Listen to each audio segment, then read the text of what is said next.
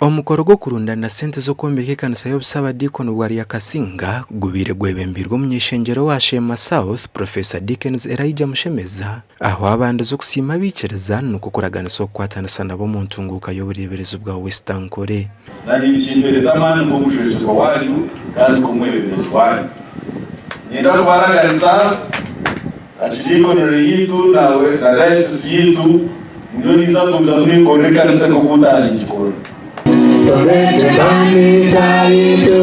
Abanyeshengero batari bamwe na bamwe bahikira ha mukorogo aho basimira abantu bashemo kutorana Mushemeza aho kugira ngo nekikakombiye ntunguka.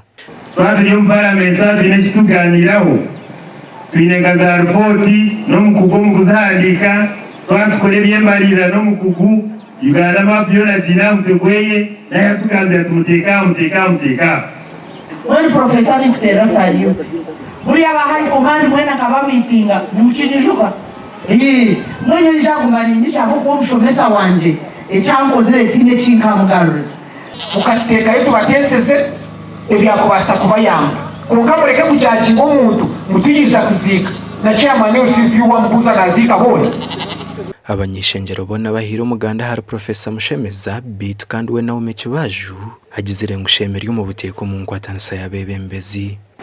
Ndio mlanyitoa wako kwa witi mlanyitoa wako abona nyingo ngamtandela mundu mukazi mkuru nidafta nikolera abantu kandi wenu kunkugeja ko kunamita unya chikongoro namita ukatesumba weni toshema turije kandi turije munomba. Fundraising eji tuiha miriyooni $150 n'emitwaro 15 na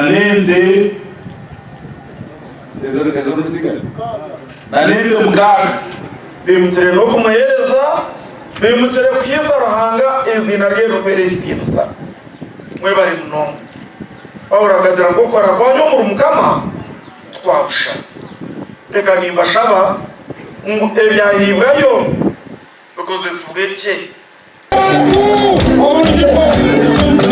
Gasha kwa Sheikh Abdulatif.